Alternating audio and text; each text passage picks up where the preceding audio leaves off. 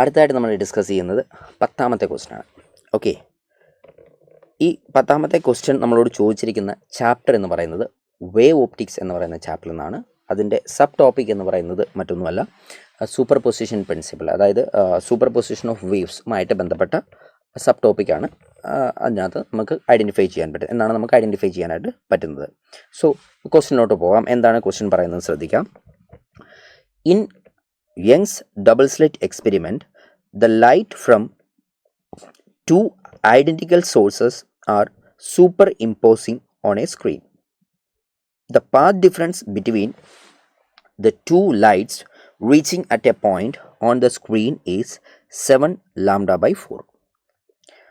The ratio of intensity of the fringe at this point with respect to the maximum intensity of the fringe is ആണ് ചോദ്യം. അതായത് നമ്മുടെ കയ്യിൽ എന്താ പറയുക, യങ്സ് ഡബിൾ സ്ലിറ്റ് എക്സ്പെരിമെൻറ്റിൻ്റെ ആ ഒരു അറേഞ്ച്മെൻ്റ് ഉണ്ട്. ഓക്കെ, നിങ്ങൾക്കറിയാം ആ ഒരു അറേഞ്ച്മെൻറ്റിൽ വരുന്ന രണ്ട് സോഴ്സിൽ നിന്നിട്ട് വരുന്ന വേവ്സിൻ്റെയും ഇൻറ്റൻസിറ്റി എന്ന് പറയുന്നത് എന്തായിരിക്കും, സെയിം ആയിരിക്കും. ഇനി നമ്മൾ ഈ സ്ക്രീനിൽ ഒരു പോയിൻ്റ് സെലക്ട് ചെയ്യുകയാണ്. ആ ഒരു പോയിൻ്റ് സെലക്ട് ചെയ്തിരിക്കുന്നതിന് ഒരു സ്പെസിഫിക് കണ്ടീഷൻ പറയുന്നുണ്ട്. സോ ആ ഒരു പോയിൻ്റ് നമ്മൾ സെലക്ട് ചെയ്യുമ്പോൾ ഈ രണ്ട് വേവ്സ് ട്രാവൽ ചെയ്ത് അവിടെ എത്തുന്ന സമയത്ത് പാത്ത് ഡിഫറൻസ് എന്ന് പറയുന്നത് 7 ലാംഡ ബൈ 4 ആണെന്ന് പറഞ്ഞിട്ടുണ്ട്.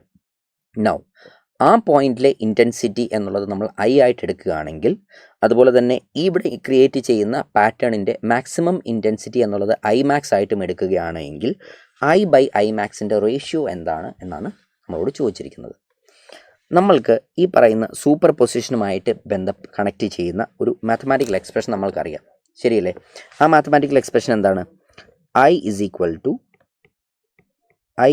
To 4 times I0 into cos square 5/2 ആണ്, ശരിയല്ലേ?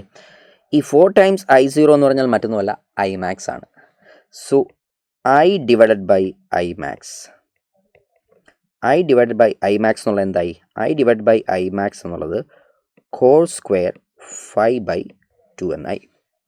ഇനി നമ്മളുടെ ഒരു റിമൈനിങ് പാർട്ട് എന്ന് പറയുന്നത് ഈ കോസ് സ്ക്വയർ 5/2ൻ്റെ വാല്യൂ എന്താണെന്ന് കണ്ടുപിടിച്ചാൽ മതി. സോ അതിനായിട്ട് നമ്മളോട് തന്നിരിക്കുന്ന റിലേഷൻസ്, ആ ഒരു ഫേസ് ഡിഫറൻസും പാത്ത് ഡിഫറൻസ്, നമുക്ക് ഫേസ് ഡിഫറൻസ് കണ്ടുപിടിക്കണം.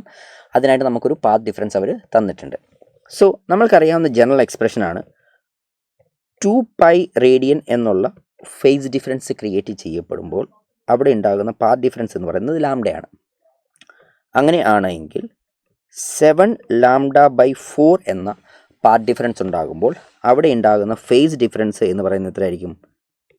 2π into 7 lambda by 4 divided by lambda ആയിരിക്കും. ലാംഡയും കട്ടാകും.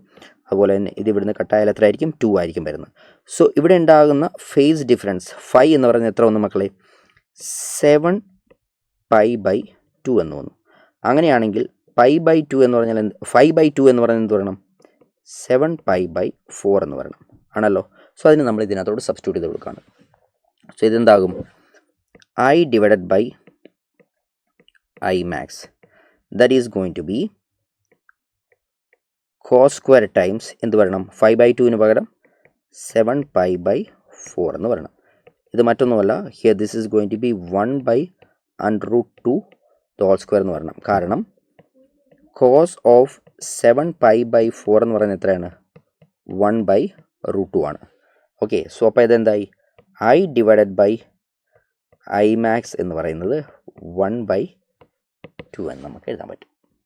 മനസ്സിലായല്ലോ?